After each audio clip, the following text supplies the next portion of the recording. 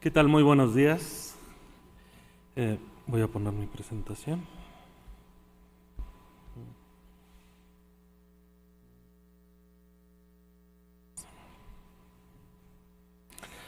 Listo. Pues presentar el manejo hemático del paciente como un modelo de calidad resulta sumamente pertinente, sobre todo ante un claro reconocimiento. Este es una acta de una asamblea de la Organización Mundial de la Salud en torno a una de las dimensiones de la calidad de la atención, que es la seguridad del paciente. Si bien la calidad de la atención ha sido una prioridad desde hace décadas, y si bien esta dimensión de seguridad del paciente, por lo menos tenemos 20 años diciendo que es una prioridad a nivel mundial, la misma Organización Mundial de la Salud nos ha señalado que por lo menos en los últimos 15 años no se han tenido avances contundentes, sobre todo en países de medianos y bajos recursos. ¿Qué es lo que está ocurriendo? Que estamos teniendo demasiadas soluciones, y las pongo entre comillas, demasiadas soluciones ante problemas que ni siquiera luego conocemos la magnitud del problema, no sabemos las causas de esos problemas, y entonces comenzamos a adoptar soluciones de tal manera que nada más dígase y hágase esto, y no sabemos de qué tamaño era el problema en nuestro país y de qué manera va a impactar, y ese impacto, por supuesto, es para beneficio de los pacientes. No quiero decir que muchas estrategias, que muchos retos mundiales o que certificaciones y acreditaciones no tengan ningún efecto, pero se nos está olvidando medir qué beneficio tienen estas estrategias, estos retos mundiales, estas recomendaciones en el estado de salud de los pacientes, en las ganancias y en las pérdidas de salud para ellos. Y en este sentido es sumamente relevante entonces recordar a qué nos referimos cuando hablamos con calidad de la atención. Cuando hablamos de calidad de la atención, hablamos del grado en que los servicios de salud que se dirigen a pacientes y poblaciones son coherentes con el conocimiento profesional actual, y aumenta esto la probabilidad de obtener los resultados deseados. ¿Qué elementos importantes ahorita para la charla valdría la pena que nos quedáramos?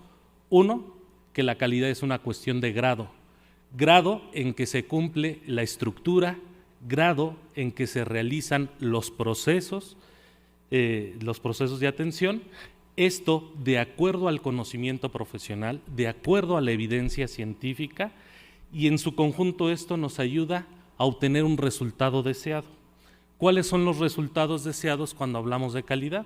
Bueno, regularmente siempre se enfatiza sobre el tema de seguridad del paciente.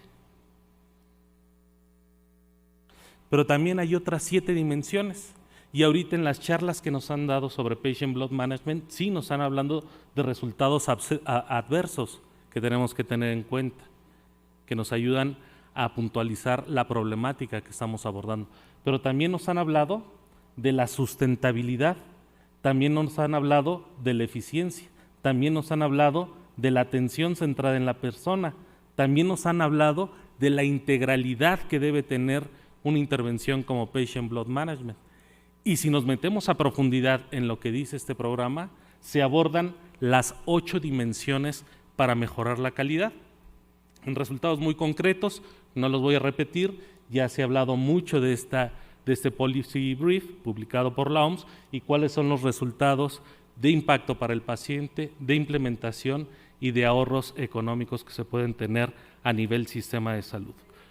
Cuando hacemos el planteamiento, entonces, de un problema de calidad de la atención médica, el planteamiento es cómo utilizar lo que ya sabemos, lo que está publicado, lo que está recomendado, díganse los 3 pilares de PBM basados en la evidencia científica, y cómo eso lo traducimos a una transferencia del conocimiento para su aplicación sistemática a nivel de unidades médicas, porque el que esté publicado no se transforma fácilmente en la implementación.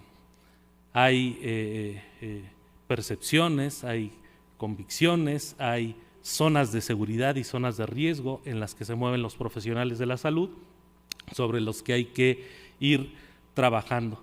Y este acto clínico que ocurre con el médico y con el paciente tiene que estar soportado, fíjense muy bien, por un liderazgo clínico y un liderazgo administrativo. Debe estar soportado por los recursos que le dota la organización a ese profesional de la salud en cuanto a sus áreas, los equipos, los insumos, la capacitación del personal. Debe ser un acto que regularmente se supervisa para ver que se lleve a cabo, y si no hay cumplimiento, entonces una retroalimentación efectiva. Debe medirse, como bien lo comentaba la doctora Mezzacasa, y en esa retroalimentación debe analizarse las causas de la variación. ¿Para qué? Para entender dónde están las áreas de oportunidad.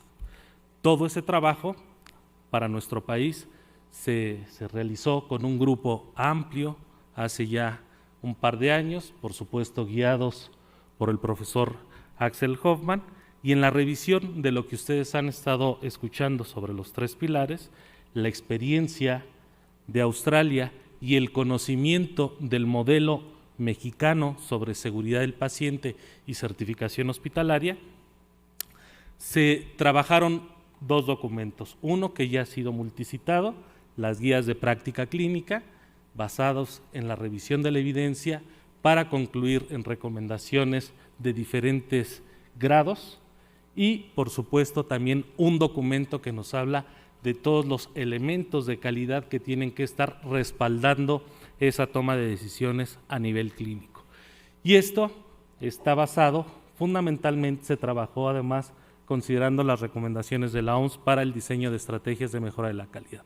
En este documento van a encontrar elementos de liderazgo, de sistemas de información, de participación de pacientes y población, de regulación y práctica clínica, de mejorar la capacidad organizacional y de, por supuesto, incidir en el modelo de atención.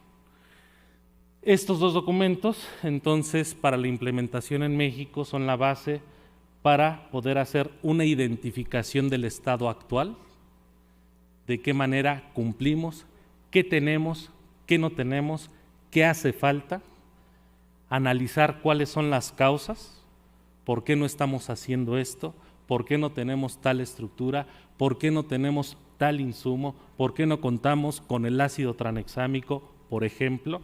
Entonces, analizar las causas, tomar decisiones, por supuesto esta toma de decisiones para lograr los cumplimientos, y en este camino hacer el ciclo que ya se conoce ampliamente y desde hace muchos años, conocido como el ciclo de Deming, que ahora se le llama la ciencia de la mejora, que es planear, hacer, estudiar y actuar.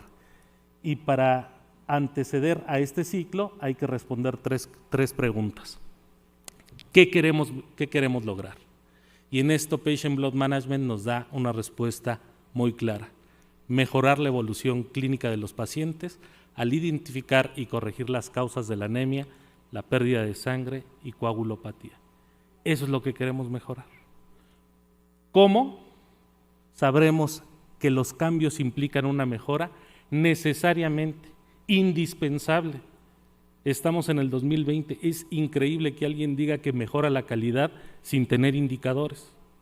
Se quedan en la anécdota, se cae en 3 preguntas, se cae esa conversación de mejora de la calidad. Entonces hay que tener indicadores que evidencien, no con lo que acabo de ver en el consultorio, no con lo que vi hace 2 días en mi hospital, sino con una revisión sistemática de lo que está ocurriendo en mi hospital desde hace más de 6 meses para plantear un problema y para evidenciar avances. Y además, sustentado en intervenciones basadas en evidencia, en los 3 pilares. Una vez que se implementen estos ciclos de mejora, entonces podremos establecer modelos, prácticas que incidan en políticas, programas, planes de nuestra organización que nos ayuden a incidir en una cultura de mejora de la calidad. No basado en quién discute más, no basado en quién levanta la voz, no basado en quién tiene más rango, no basado en quién tiene más años de estudio, sino en quién cumple mejor un protocolo y en quién tiene un mejor resultado para los pacientes y compartir experiencias. Dentro de las máximas de calidad se dice, no se puede mejorar lo que no se controla, no se puede controlar lo que no se mide, pero no se puede medir lo que no se define. Y este es uno de los temas bases y principales para comenzar la implementación de Patient Blood Management. Definir qué es lo que buscamos, definir qué es lo que queremos para los pacientes, definir cómo lo vamos a hacer, definir cómo se va a medir. Porque luego, aunque estemos hablando de lo mismo, no nos queremos entender. Y vale la pena tomarnos el tiempo para esas recomendaciones basadas en evidencia, aterrizarlas en algoritmos, ya decía la doctora Janet, en algoritmos que definan responsables dentro de nuestra unidad médica para que esto se lleve a cabo. Y una vez definido el algoritmo, entonces podamos definir qué actividad crítica puedo medir, qué decisión crítica puedo medir y qué resultado final es lo que voy a medir. De otra manera, entonces, no podemos esperar un resultado distinto si no estamos cambiando el proceso. La idea de establecer estos algoritmos es que entonces la calidad, el nivel de calidad de la atención no se base solamente en el nivel de competencia de las personas, en la buena o mediana formación de la escuela donde estuvieron, de donde hicieron el internado de pregrado, de donde hicieron el servicio social, de donde cursaron la residencia, de los años de experiencia que tienen, porque cuando juntamos todos esos elementos en nuestra unidad médica, el nivel de competencia es altamente variable. ¿Y al paciente cómo le va? Pues dependiendo de quién lo atendió, el día en que llegó, el turno en que fue atendido, el servicio que lo valoró. Y entonces no estamos hablando de un nivel de calidad en nuestra organización. Por eso necesitamos los algoritmos para mejorar la calidad a partir de una estandarización del proceso. Claro, va a haber variación, no la vamos a eliminar, pero va a ser una menor variación. Y cuando hay una menor variabilidad en la forma en cómo se toman las decisiones y en la forma en cómo le está yendo al paciente, ¿quién es el principal beneficiado? Por supuesto, el paciente. Y cuando esto todavía lo crecemos a nivel organización, cuando además en mi hospital logro vincularme bien con ese primer nivel de atención, donde instituciones como el Centro Médico Naval muy seguramente lo va a poder hacer, entonces el impacto va a poder ser mucho, mucho mayor que no nada más los pacientes que reciben en sus instalaciones. Por supuesto que va a haber variabilidad, pero va a ser una variabilidad menor y con esa variabilidad mejor le va a ir mucho mejor al paciente. La idea de cuando colectamos datos, de cuando hacemos intervenciones con el enfoque de calidad, cuando buscamos mejorar la seguridad del paciente, la atención centrada en el paciente, la eficiencia, la sostenibilidad del sistema, claro que vamos a tener un planteamiento del problema con una medición basal y que una vez se hecha la intervención vamos a tener un mejor cumplimiento posterior, no de 0 a 100%, tal vez de 15 a 35% de cumplimiento, de 50 a 75% de cumplimiento, pero que sean mediciones reales y que esos cumplimientos nos diga qué tanto está impactando en la morbilidad, mortalidad, costos, estancia hospitalaria y, por supuesto, cuando así nos lo permiten los datos, la calidad de vida de los pacientes. Los resultados, los indicadores, ya sabemos cuáles son. Tenemos que medirlos y tenemos que medir estos para compararlos, porque luego queremos hacer mediciones tan locales, que con nadie se puede comparar. Entonces tenemos que hacer mediciones en indicadores que ya sabemos cómo se mide el desempeño de este programa para compararnos con una mejor práctica, con la mejor práctica o contra la evidencia científica. Y al hacer análisis interno para comparar entre especialidades en una serie de tiempo entre hospitales. En conclusión, yo resaltaría básicamente dos cosas, y sobre todo porque nos lo marca muy bien la historia de la implementación de programas de calidad, programas de seguridad del paciente, no nada más en México, en muchas partes del mundo. Con frecuencia se pierde el foco de atención. El foco de atención es el paciente. Después se tratan de implementar tantas cosas y cuando uno pregunta, ¿y todo esto para qué sirvió? No se sabe decir. Pensemos en un tema multicitado en otros ámbitos. Vamos a implementar las metas internacionales de seguridad del paciente. Perfecto. Y ahí tienen a todos identificando a los pacientes con 2 datos, la higiene de manos, la prevención de caídas. Y cuando uno dice, ¿y todo esto qué has hecho? ¿En cuánto te redujo tu tasa de eventos adversos? No se sabe. Entonces tenemos que enfocarnos en esas mediciones centradas en el paciente, entender la variabilidad, lograr mejoras sin precedentes. ¿Con qué propósito? Nada más señalé 7 aspectos muy útiles en este tema, para comprender la magnitud del problema que tenemos. Yo no creo que alguno de los hospitales que vayan a participar en el piloto no tenga que hacer una medición basal. No podemos hacer una intervención sin conocer de qué tamaño es nuestro problema. Entonces necesitamos medir la magnitud del problema en donde estamos. Segundo, entender la variabilidad y analizar las causas para dar lo que le llamarían tiros de precisión.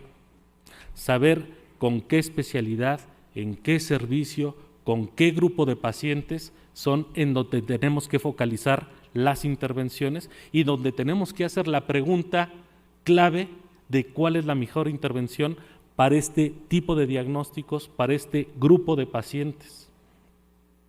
Tercero, para tomar decisiones basadas en evidencia. 4, para aprender, y eso es muy importante, el aprendizaje. El aprendizaje no nada más basado en lo que ocurre en otros países, el aprendizaje basado en lo que ocurre donde yo trabajo, con los pacientes que se atienden en mi lugar de trabajo. Pero también cuando uno se obliga a aprender y lo logra, entonces tiene uno la posibilidad de enseñar. Y de enseñar no nada más con lo que hacen en otros lados, sino de enseñar cómo se hace donde la persona está trabajando, donde el residente está llegando, donde el médico interno de pregrado está llegando, y entonces se le va a enseñar una forma de trabajar que va a ser mejor para el paciente. No se diga para investigar y publicar experiencias nacionales, porque en mucha de la bibliografía que ustedes vieron, pues no vi la participación de México, no vi la participación de muchos países en donde es necesaria este tipo de intervención. Y por supuesto, cuando hablamos además de hospitales públicos y de la historia y la tradición como quienes están participando en el piloto, pues también para la rendición de cuentas. ¿Qué es lo que estamos haciendo y cómo buscamos hacerlo correctamente? Pues eso es todo lo que traigo para compartirles. Muchas gracias por su atención.